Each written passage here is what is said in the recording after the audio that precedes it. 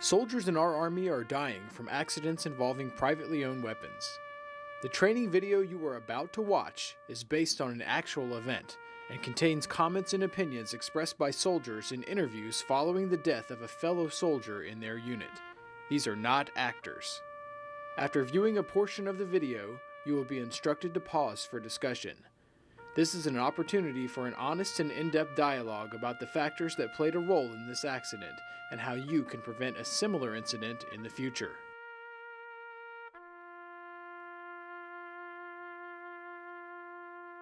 He had his hands on his head like this. He was shaking. I walked in the room right here.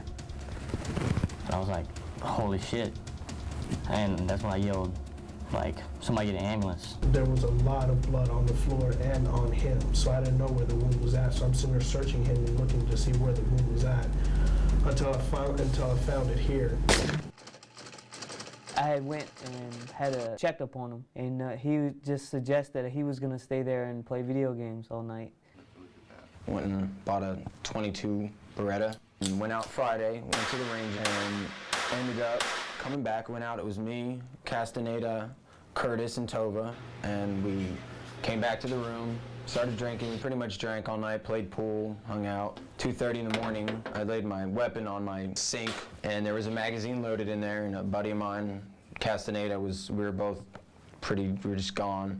Picked it up, just kind of had his phone out, was talking with it, picked it up off my dresser. He on the phone with Castaneda, he's telling me about how stupid Zarowski's being, playing around with his little deuce. That's what we call the little pistol he had. He charged it, and then he kind of had the phone on his ear, talking like that. They're arguing about the gun. Next thing I know, I hear Zarowski saying, hey, give it back. And Dom's like, oh, yeah, it's no big deal. And I told him, be careful. There's, it's a loaded magazine. There's rounds in there. And I was kind of standing near the door, and I didn't really do anything about it. And then he put it up to his head, and next thing I know, I heard a gunshot. I ran from my building to this building. I came in, and Castaneda was laying right here. He had his hands on his head like this. He was shaking. I walked in the room right here. I was like, holy shit. And that's when I yelled, like, somebody get an ambulance. And he was sitting like this. When I said somebody get an ambulance, he turned and looked at me. He was like, no, Curtis, I'm okay.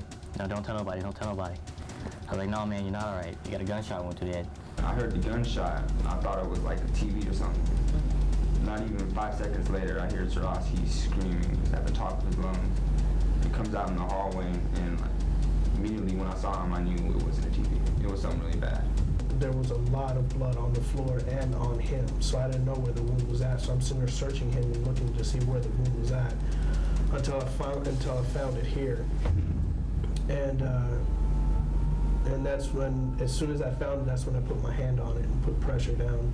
I got a call about 3 o'clock in the morning that the accident had happened, and so I went to the hospital, and the last time I seen him was when they had him on the stretcher, evacing him to Anchorage. Well, the impact on this unit was very great. His loss impacted everybody. We just lost a good friend. We lost a friend, we lost a battle buddy, and we also lost a brother. He was supposed to be getting married. His fiance was in Korea. She's in the Army too. And I guess that's the lesson that I really want to share, that besides being a soldier, you're a son. You might be a husband or a father. Most people think it's not cool telling somebody to stop when they know it's wrong. But it is actually cool, you're looking out for your friend. Most of them worry too much about, well, he's drinking. If I tell him to stop, I'll probably lose his friendship. He's not gonna want to drink with me no more. But you know what? Go ahead and do it. I'd rather lose a friend not talking to me than lose a friend in some other way.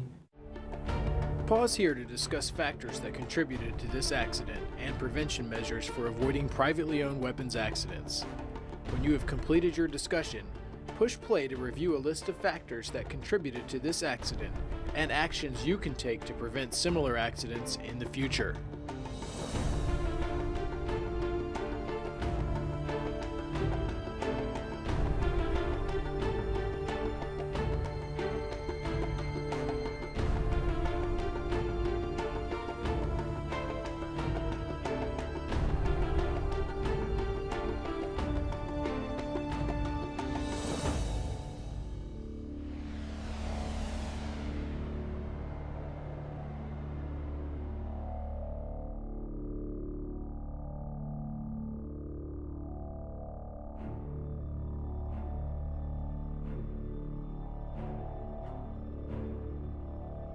Alcohol, if you notice, doesn't mix with anything.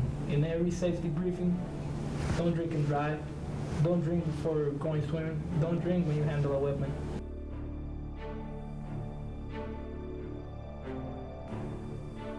If, if the weapon was turned into the arms room, nothing would have ever happened.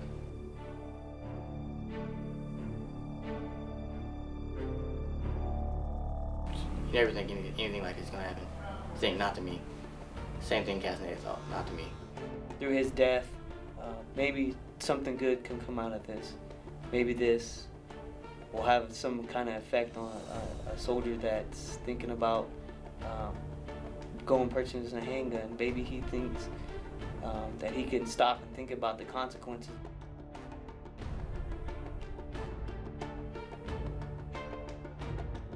If you have a weapon, you should always treat a weapon like if it's loaded. Never point at nobody. Be safety and careful with it. So before you handle a weapon, think.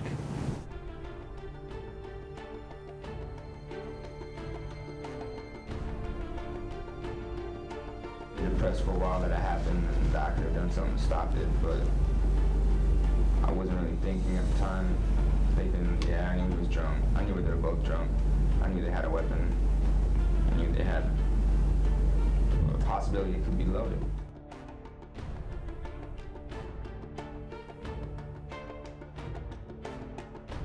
Really makes me want to think, I went 12 months in country and had nobody die, and I come back and I'll get on Rear D, have 2 soldiers die. One day you're telling this soldier, how good of a job he's doing, and the next thing you're giving a speech at his funeral, his memorial service.